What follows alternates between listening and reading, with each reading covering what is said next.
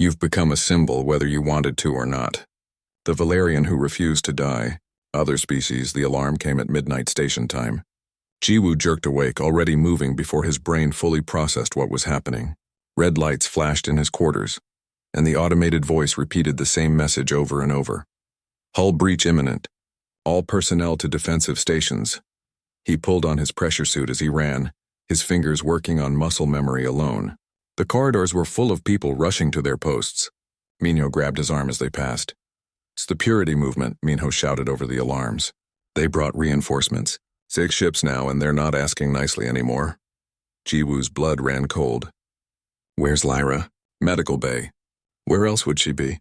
They ran together, boots clanging on metal floors. The station shuddered as something impacted the shields. Not a full breach yet, but it was coming. Through the windows, Jiwoo could see the attacking ships. Dark shapes against the stars, firing with weapons that lit up the void. The medical bay was organized chaos. Dr. Nari was securing equipment and supplies while 3 Tharn warriors stood guard. Lyra sat on her bed, no longer wearing the exoskeleton.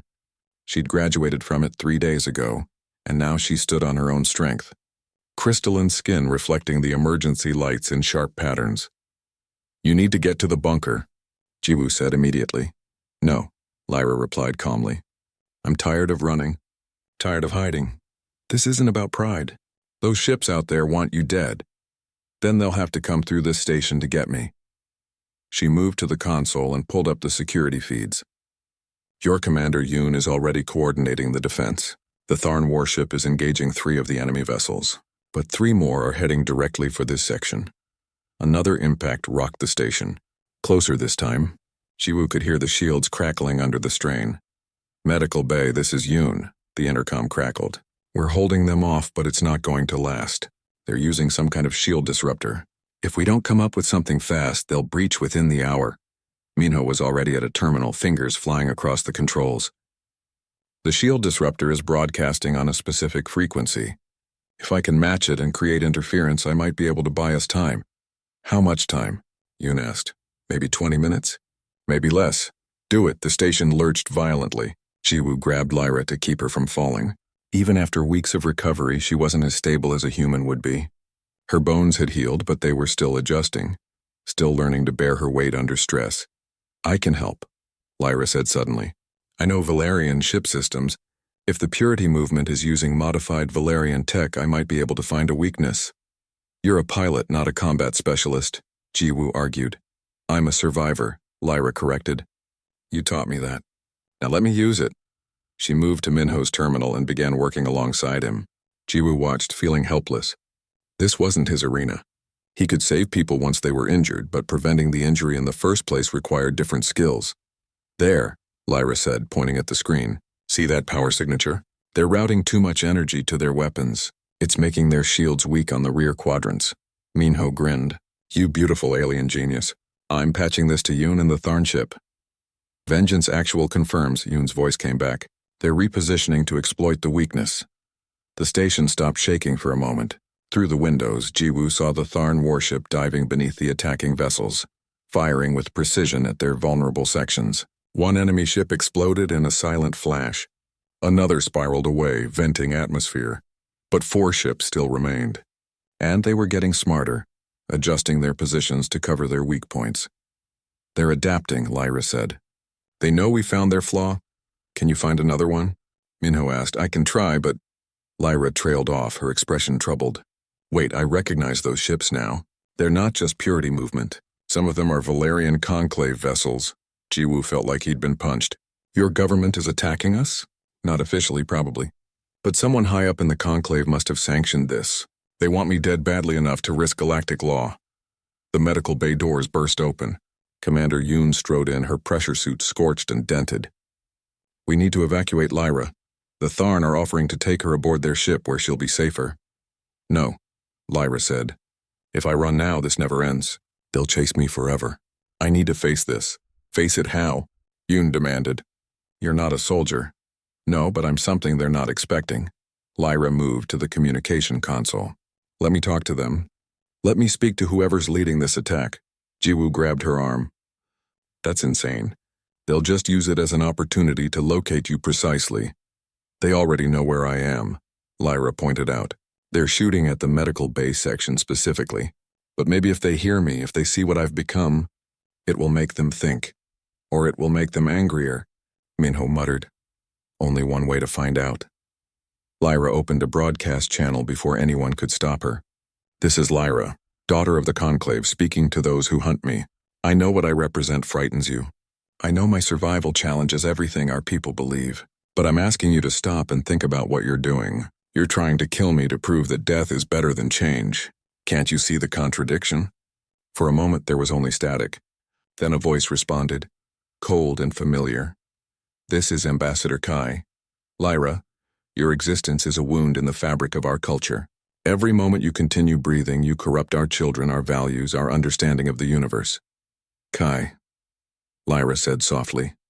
I thought you were supposed to be a diplomat. Diplomacy failed. Now we must excise the infection before it spreads. Jiwoo stepped into view of the camera. You're talking about executing someone because she survived. Do you realize how twisted that is? You are the twisted one, human. You forced her to live in pain, in disgrace, for your own satisfaction. You call it mercy, but it is cruelty.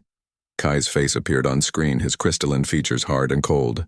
If you had any real compassion, you would grant her the peace she originally begged for. I don't want that peace anymore, Lyra said. I want to live. I want to grow stronger. I want to see what tomorrow brings. The human gave me that choice, and I'm grateful. Gratitude, Kai spat the word like poison. You have been so corrupted you cannot see your own degradation. Very well. If you will not accept mercy willingly, we will grant it by force. The transmission cut off.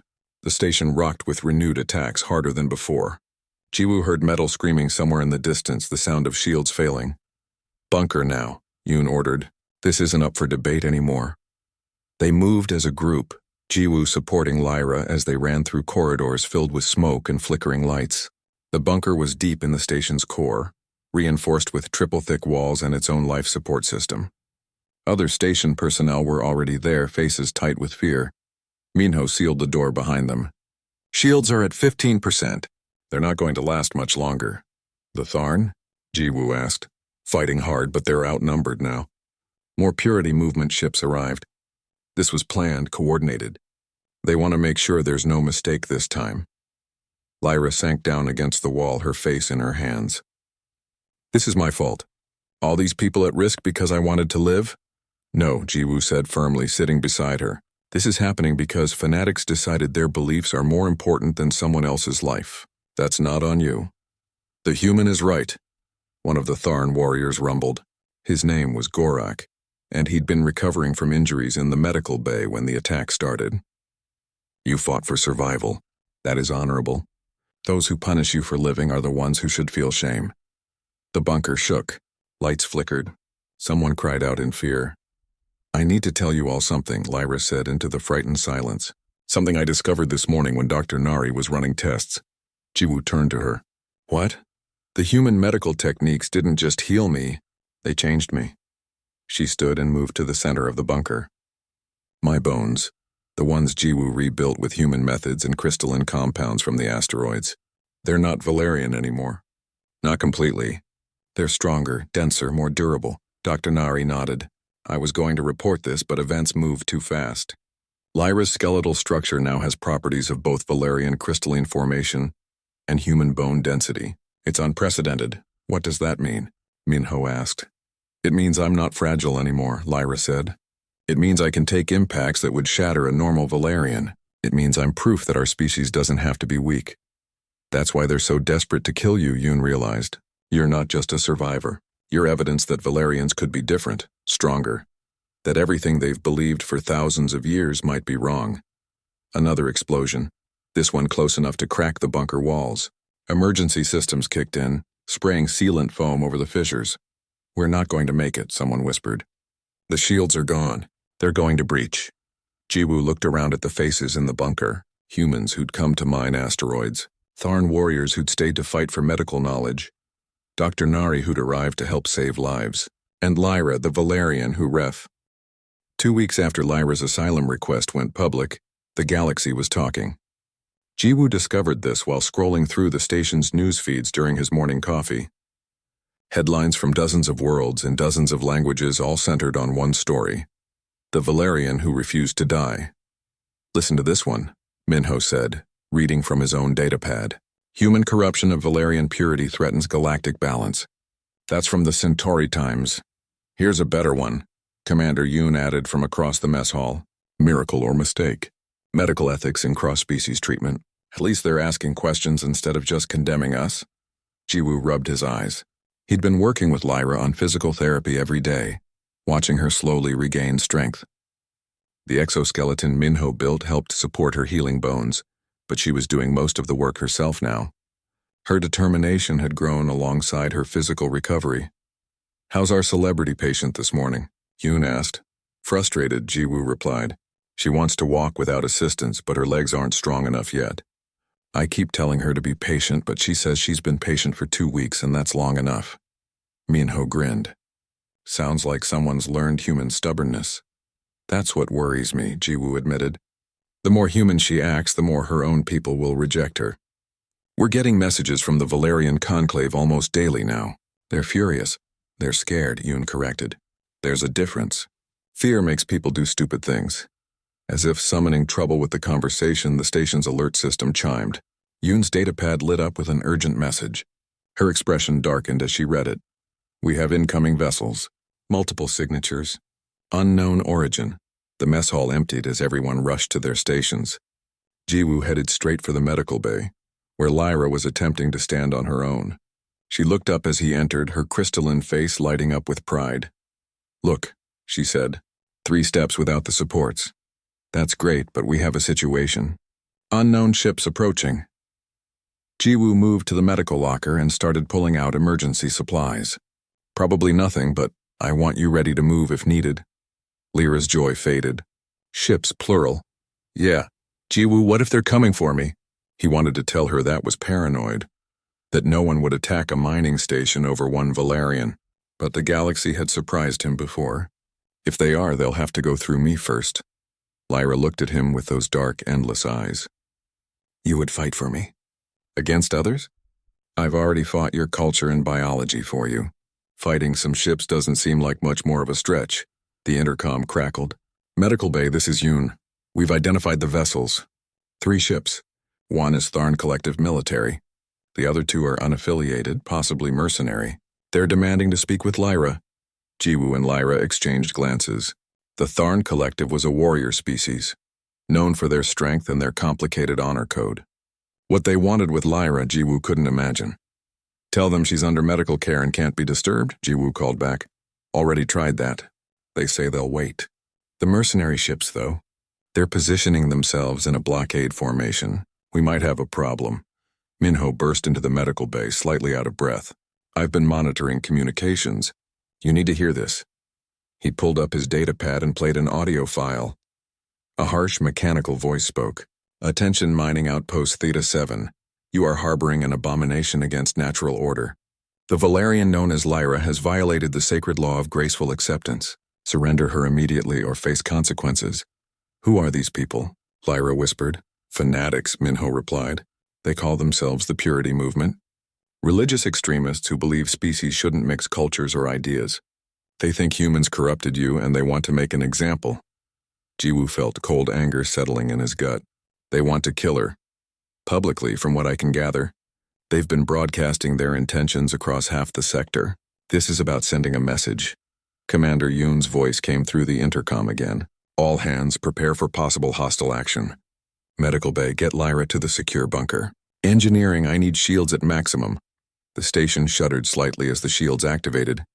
Jiwoo helped Lyra to her feet, supporting her weight as they moved toward the door. She was stronger than 2 weeks ago, but not strong enough for this. "Wait," she said suddenly. "The Tharn ship. You said they wanted to speak with me?" "This isn't the time for diplomacy," Jiwoo argued. "Maybe it's exactly the time." Lyra straightened, pulling away from his support. She swayed but remained standing. "If they're warriors, they value strength. Let me speak to them.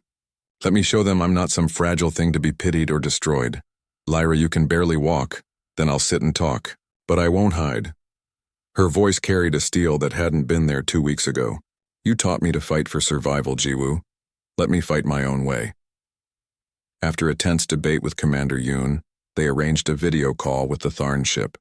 The Tharn captain appeared on screen, massive and scarred, with skin like gray stone. His species was built for war, evolved on a high-gravity world where only the strong survived.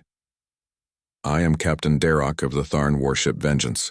I wish to speak with the Valerian called Lyra.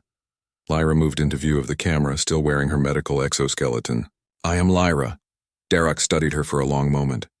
You survived injuries that should have killed you. I did. Your people say this is shameful, unnatural. My people say many things. Darroch made a sound that might have been laughter. I have fought beside Valerians in the past. Beautiful warriors in space combat, but fragile in ground conflicts. They accept death too easily for my taste. You, though, you are different. The human made me different. The human gave you a choice. You chose to live. Darroch leaned forward. That is worthy of respect. The Tharn Collective wishes to study your humans' medical techniques. We have wounded warriors who might benefit from such stubborn healing methods. Jiwoo stepped into view. You want to trade medical knowledge? We want to learn, Darroch corrected. And we are willing to protect this station while you teach. Those fanatics in the mercenary ships, they offend us. Strength should be celebrated, not destroyed. We accept, Commander Yoon said quickly, appearing beside Jiwoo. Any help dealing with the purity movement would be appreciated. Darroch grinned, showing teeth designed for tearing meat. It will be our pleasure. The Tharn warship moved into position between the mining station and the mercenary vessels. Jiwoo watched on the monitors as the massive vessel dwarfed the smaller ships. The purity movement held their position for 10 tense minutes before retreating. They weren't gone, but they were no longer an immediate threat. That was too easy, Minho muttered. They'll be back. Let them come, Lyra said. She was gripping the edge of a table for support, her legs trembling with effort, but her voice was steady. I'm tired of being afraid. Tired of being told I should be dead. Over the next few days, representatives from the Tharn Collective came aboard to observe Jiwoo's medical techniques. They brought their own wounded warriors who had sustained injuries in various conflicts. Jiwoo worked with them, adapting his methods for different physiologies, learning as much as he taught. Dr. Nari arrived from another station to help manage the workload. She was younger than Jiwoo, fresh from medical school, and she looked at Lyra with unconcealed wonder. You're real, Nari said. I read the reports, but seeing you here, alive and walking, it's incredible, Lyra smiled. I'm told I'm supposed to be dead. Very inconsiderate of me to still be here. Nari laughed. The galaxy is better with you in it, inconsiderate or not. But not everyone agreed. Messages continued flooding in from Valerian space. The Conclave had officially declared Lyra broken and unclean. They forbade any Valerian from contacting her. They imposed trade sanctions on human stations that provided her shelter. More concerning were the messages from other Valerians. They came in secret, encrypted, afraid of being traced. They told stories of other survivors who had been quietly euthanized to preserve cultural purity. They asked questions about human medical techniques. They wondered if change was possible. Jiwoo sat with Lyra one evening, reading through the messages together. There are others like me, Lyra said quietly. Or there were. Before the Conclave found them. What do you want to do about it? Lyra was silent for a long time. Finally, she said, I want to help them. If there are Valerians who want to live, who want to fight like humans fight, they deserve that chance. That's going to make your people even angrier. Good, Lyra replied. Maybe it's time they got angry enough to ask why they're really upset. Is it because I survived? Or because I proved they could have been surviving all along? Commander Yoon called a meeting that night. Everyone gathered in the command center, even Lyra, who insisted on standing despite the obvious strain.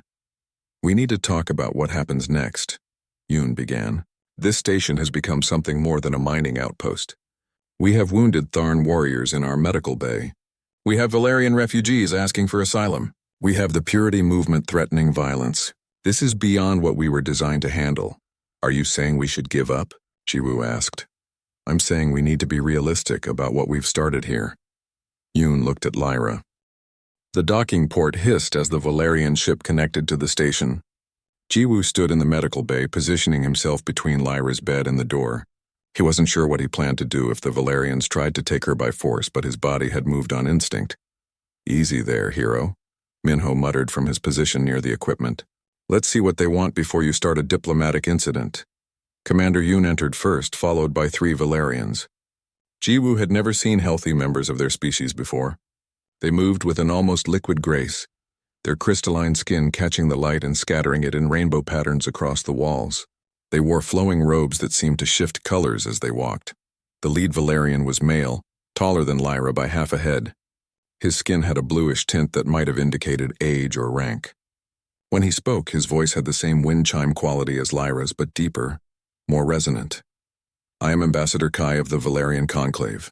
I have come to retrieve our citizen and bring her home for proper funeral rites. His dark eyes fixed on Lyra. Though I see we are too late for that. She's not dead, Jiwoo said flatly. Kai's expression didn't change, but something shifted in the air.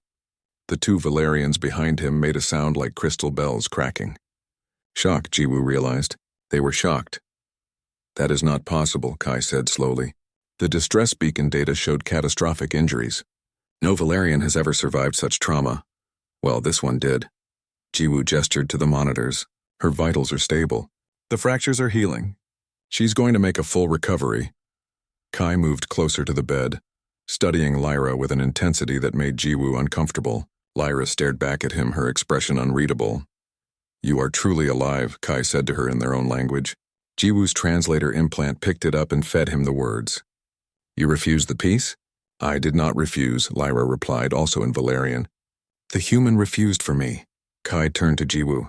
You forced this upon her? Against her will? I saved her life, Jiwoo said. She can be angry about it if she wants, but she's alive to be angry. You do not understand what you have done. Kai's voice remained calm, but there was an edge to it now. In Valerian society, to survive such injuries is unnatural. It goes against the fundamental principles of graceful acceptance. She will be seen as broken, incomplete, a thing that should have ended but persisted. Commander Yoon stepped forward. Ambassador, with respect, she's not a thing. She's a person, and we don't allow people to die just because it's culturally convenient. Culturally convenient? Kai repeated. You speak of our oldest traditions as if they are mere preferences. For 10,000 years, Valerians have understood that there is wisdom in accepting the inevitable. Death is not an enemy to be fought, but a transition to be embraced. That's beautiful philosophy, Yoon said. But it doesn't change the fact that she's alive and getting stronger every hour. So the question is, what happens now? Kai was silent for a long moment. The other 2 Valerians remained by the door, their expressions impossible to read. Finally, Kai spoke directly to Lyra again. You must return home. The Conclave will decide what is to be done with you. Perhaps they will grant you the peace that should have come naturally. Lyra's eyes widened. You mean they'll kill me anyway? They will do what is necessary to restore balance. Your survival is an aberration that cannot be allowed to stand. Jiwoo felt rage building in his chest.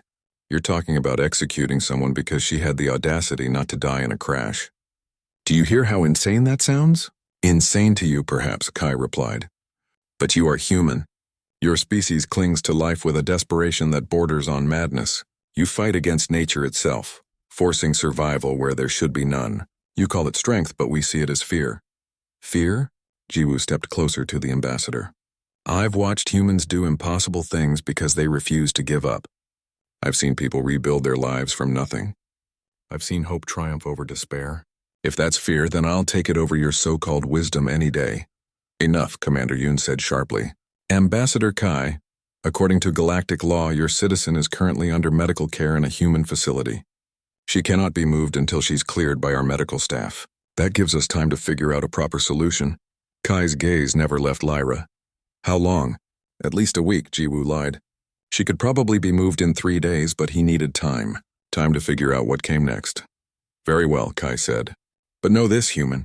Your interference has created a problem that extends far beyond this single life. If word spreads that Valerians can be forced to survive unsurvivable injuries, it could destabilize our entire society. After the Valerians left, the medical bay felt oppressively quiet. Lyra stared at the ceiling, her expression distant. I'm sorry, Jiwoo said finally. I didn't know it would cause you so many problems. You're not sorry, Lyra replied. If you could go back, you'd do the same thing again. She was right.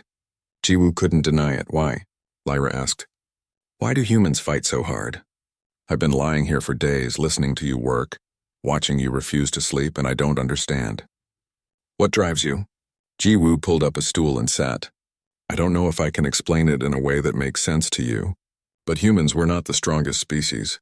We're not the smartest or the fastest. We don't have natural armor or weapons. What we have is stubbornness. When the universe tells us something is impossible, we take it as a challenge.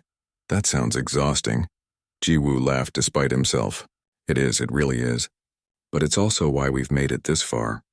Every time someone said humans couldn't survive in space, couldn't colonize other worlds, couldn't live alongside alien species, we proved them wrong. And now you think I should prove my people wrong? I think you should get to choose, Jiwoo said. That's all I wanted for you. The choice to keep living, to keep trying, to see what happens next. Maybe that's a human idea, but I don't think it's a bad one. Lyra was quiet for a while. Then she said something that changed everything.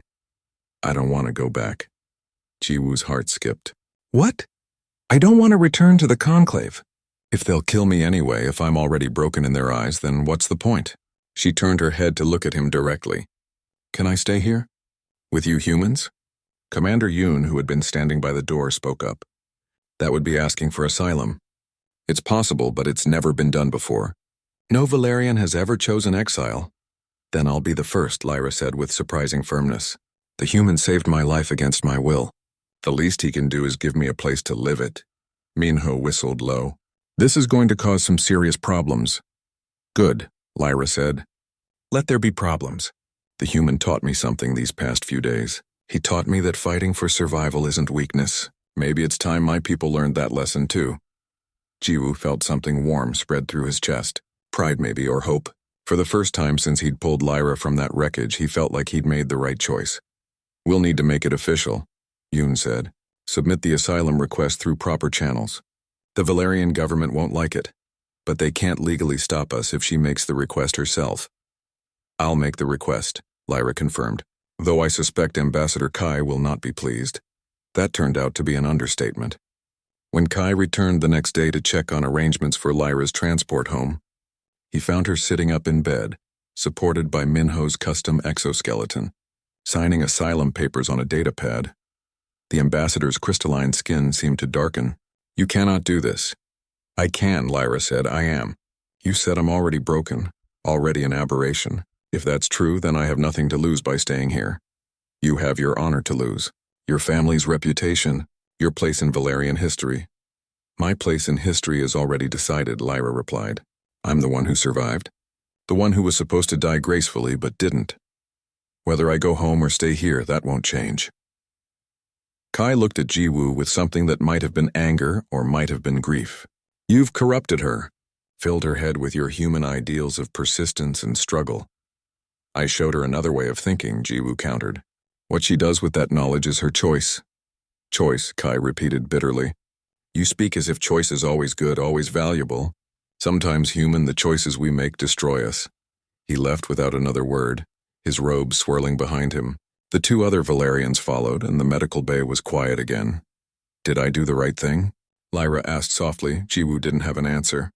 He'd saved her life, and she'd chosen to embrace it rather than return to a culture that would reject her. Whether that was right or wrong, only time would tell. Ask me again in a year, he finally said. We'll see how you feel then, Lyra smiled.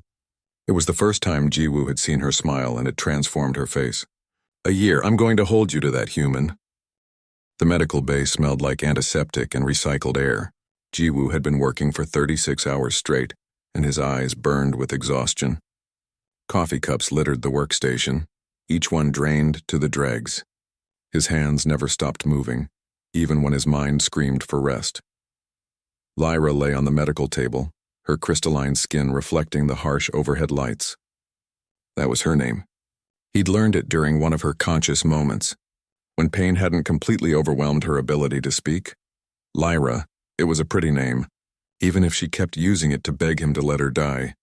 You're still working on her? Minho stood in the doorway, holding 2 more cups of coffee. He entered and set one down beside Jiwoo. Man, you look terrible.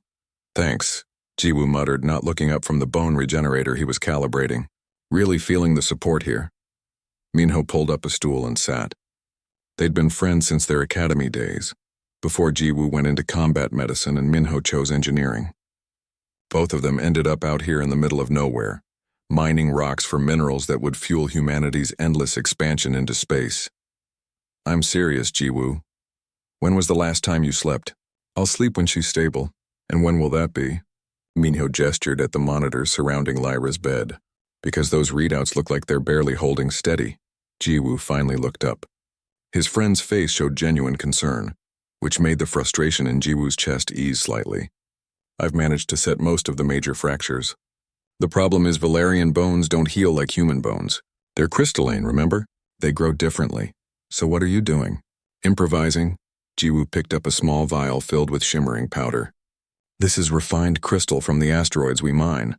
Same basic composition as her bone structure. I'm mixing it with human bone growth serum and hoping it works. Minho's eyes widened. You're experimenting on her? I'm trying to save her, Jiwoo snapped. Then he softened. Sorry, I'm tired. But yes, I'm trying something that's never been done before, because the alternative is letting her die and I won't do that. Lyra stirred on the table. Her dark eyes opened, focusing slowly on Jiwoo. Still here, she whispered. Still fighting. Still fighting, Jiwoo confirmed. Why? The question was simple, but the confusion behind it was profound. You're kind. I don't understand. My people would have honored my request. They would have granted peace. Jiwoo pulled his stool closer to her bedside. Humans don't give up easily. It's kind of our thing. We're stubborn. Stubborn, she repeated, tasting the word. This is stubbornness? This feels like cruelty. That hit harder than Jiwoo expected. He'd been called cruel before, usually by terminal patients who wanted to choose their own end. He'd never granted those wishes either, not when there was even a sliver of hope. Maybe it is cruel, he admitted, but I've seen people recover from injuries that should have killed them. I've seen humans walk again when everyone said it was impossible. I've seen miracles happen because someone refused to give up. So I'm asking you to trust me, just for a little longer. Lyra's eyes closed again. Jiwoo couldn't tell if she was considering his words or simply too tired to argue. The door hissed open again. Commander Yoon entered, her expression unreadable. She was a woman in her 50s with gray hair pulled back in a tight bun, and eyes that had seen too much to be easily impressed. She looked at Lyra, then at Jiwoo, then at all the improvised medical equipment scattered around the bay. Corporal, we need to talk. If this is about resources, Commander, I'm keeping detailed logs. Everything I've used can be justified. It's not about resources, Yoon said quietly. She pulled up another stool. Well, not just about resources. Jiwoo, do you know anything about Valerian culture? Not much. They're peaceful, artistic, kind of fragile compared to humans. They're also a surrender species, Yoon continued. When faced with overwhelming odds, they accept defeat. When faced with fatal injuries, they accept death. It's built into their entire philosophy. They call it graceful acceptance, Minho chimed in. I looked it up after you brought her in. Valerians have never developed the kind of trauma medicine we have. They focus on prevention because recovery goes against their cultural values. Jiwoo felt something cold settle in his stomach. So you're saying I'm fighting against her entire culture just by trying to save her? I'm saying it's complicated, Yoon replied. And it's about to get more complicated. We picked up a transmission an hour ago. A Valerian diplomatic ship detected the distress beacon. They're en route. How long? 3 days, maybe 4. They're demanding we return their citizen. Yoon paused. They didn't specify whether they wanted her alive or dead. The medical bay fell silent except for the quiet beeping of monitors and the soft hum of life support systems. Jiwoo looked at Lyra's broken body, at the careful work he'd done to piece her back together. 3 days wasn't much time, but it might be enough. Then I'd better work faster, he said. Yoon studied him for a long moment. There's something you should know. I had a daughter once. She got sick when she was 12. The doctor said it was survivable, but it would be hard, painful, long recovery. They asked if we wanted to try aggressive treatment or make her comfortable. Her voice cracked slightly. We chose comfort. We let her go peacefully. Jiwoo didn't interrupt. He'd learned that sometimes people needed to share their pain before they could make their point. She died holding my hand. Yoon continued. And for 15 years, I've wondered if we gave up too soon. If we'd fought harder, maybe she'd still be here. She stood up. So I'm not going to stop you from trying to save this alien girl. but I need you to understand the stakes. If she survives, if you actually pull off this impossible thing, you're not just saving one life. You're challenging an entire species' way of thinking about death. I understand, Jiwoo said. Do you? Yoon asked. Because if you succeed, and she goes back to her people like this, they might reject her, shun her. She could end up wishing you'd honored her request. Then we'll cross that bridge when we come to it, Jiwoo replied. Right now, my job is to keep her alive.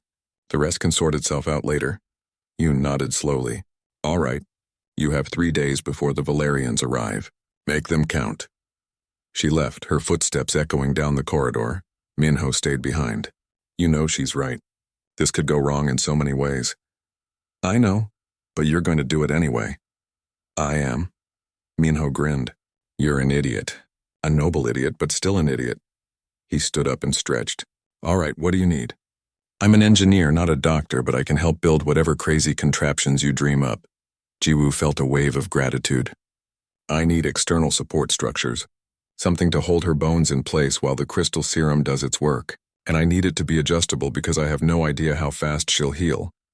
Give me 6 hours, Minho said. I'll build you something. Over the next 2 days, Jiwoo and Minho worked together in a blur of activity. They built exoskeleton supports using materials from the mining equipment. They mixed medical compounds with asteroid minerals. They tried, failed, adjusted, and tried again. Lyra drifted in and out of consciousness through it all. Sometimes she watched them work with those dark, unfathomable eyes. Sometimes she asked questions about human culture, about why they fought so hard against death. Sometimes she just lay there in silence and Jiwoo couldn't tell if she was accepting his help or simply too weak to protest. On the morning of the 3rd day, something changed. Jiwoo ran his scanner over Lyra's left arm and felt his heart skip. The fractures were knitting together. The crystalline structures were regrowing, fusing with the serum he'd developed. It was working. Minho, he called. Look at this. Minho came over and checked the readings. Is that what I think it is? She's healing, Jiwoo said, barely believing his own words. It's actually working. Lyra opened her eyes. For the first time since the crash, they didn't hold pain or pleading. They held something else. Something Jiwoo couldn't quite identify. Wonder, maybe. Or fear. What have you done to me? She whispered. I saved you, Jiwoo replied. Whether you wanted it or not. The intercom crackled. All hands, this is Commander Yoon. The Valerian diplomatic vessel has arrived early. They're requesting immediate docking permission. Medical team, prepare to transfer the patient. Jiwoo looked at Lyra. She looked back at him. Between them hung a question neither could answer. Had he saved her life or ruined it? The distress beacon came through at 300 hours, pulling Jiwoo from a dreamless sleep. He sat up in his narrow bunk, listening to the high-pitched wail echoing through the mining station's corridors. 28 years old, and he still jolted awake like a fresh recruit whenever that sound pierced the silence. All hands, this is Commander Yoon, the intercom crackled. We have a crash site detected 7 kilometers northeast. Medical team, suit up. Jiwoo was already pulling on his pressure suit before the announcement finished. As the only trained medic on mining outpost Theta 7, he knew the protocol by heart. Crashes were rare this far out in the asteroid belt, but when they happened, speed meant everything. The airlock hissed open, and Jiwoo stepped onto the asteroid's surface. The mining station sat on a rock barely large enough to generate its own gravity. Above him, stars stretched forever in every direction, cold and indifferent. His helmet display showed the crash coordinates, and he began moving in long, bouncing steps across the gray terrain. Minho's voice came through the comm. I'm tracking your position, Jiwoo. The crash site is bad. Really bad. Whatever hit that surface came in fast and hard. Copy that, Jiwoo replied, his breath fogging the inside of his helmet. Any life signs? One faint, not human. Jiwoo's heart rate picked up. Alien vessels rarely came through this sector. The mining operations were too remote, too unimportant for most species to care about.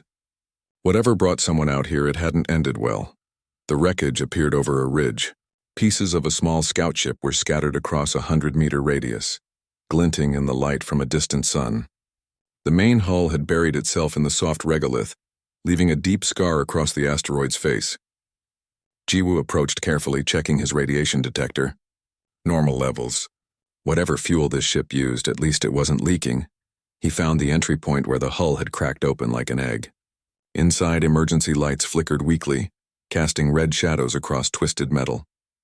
The cockpit was barely recognizable, and there, strapped into what remained of the pilot's seat, was the alien. She was small, maybe 1.5 meters tall. Her skin caught the emergency lights and reflected them back in rainbow patterns. Crystalline, beautiful in a way that made Jiwoo's chest tighten. Her species had a name he'd learned in basic training but couldn't quite remember, something starting with V. Medical emergency, he called into his comm. I have one survivor. Valerian, I think. Female. Multiple traumatic injuries. The alien's eyes opened. They were large and dark like pools of ink. She looked at Jiwoo and something passed between them. Recognition, maybe. Or just the universal language of suffering.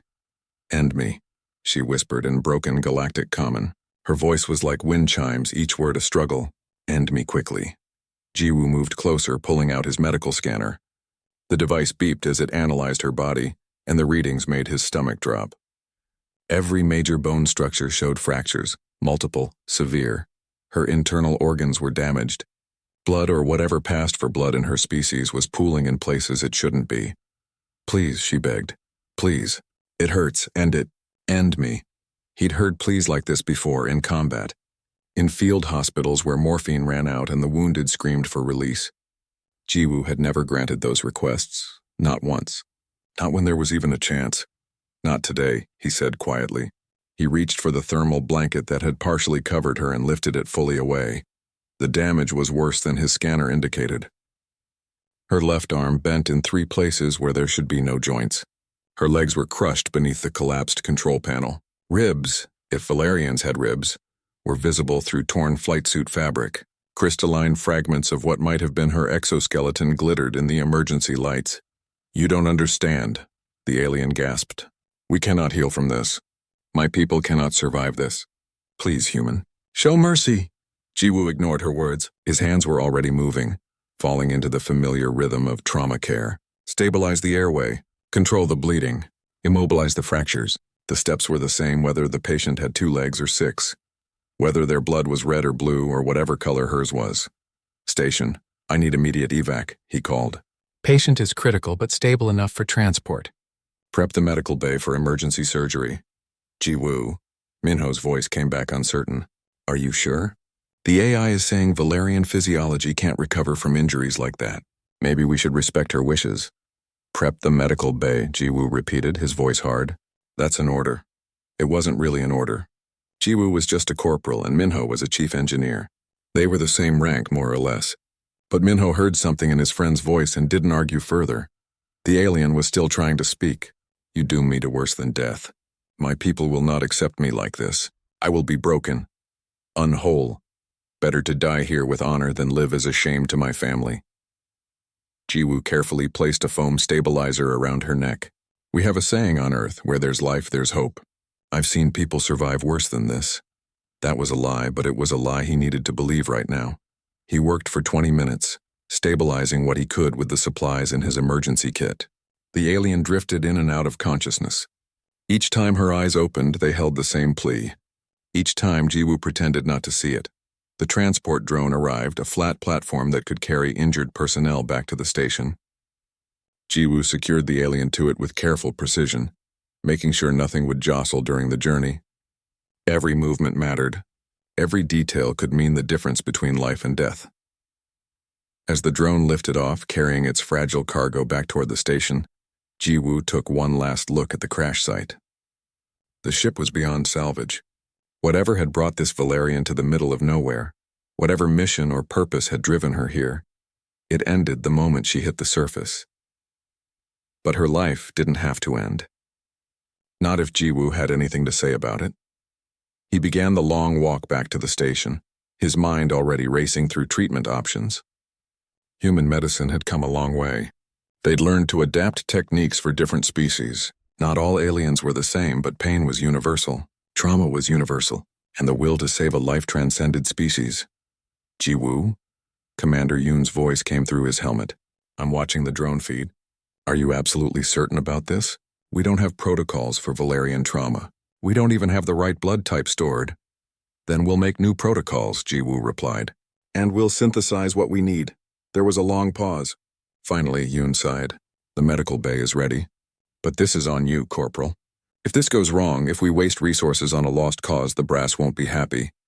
Jiwoo smiled grimly inside his helmet. Good thing I don't plan on it going wrong, then. The station's lights grew brighter as he approached. Inside those metal walls, a dying alien begged for an end to her suffering. But Jiwoo wasn't in the business of endings. He was in the business of beginnings, of second chances, of stubborn human hope that refused to accept the impossible. He'd saved that life the moment he lifted the blanket and saw not a lost cause, but a person worth fighting for. Now came the hard part, proving that human stubbornness could overcome even the universe's cruelty.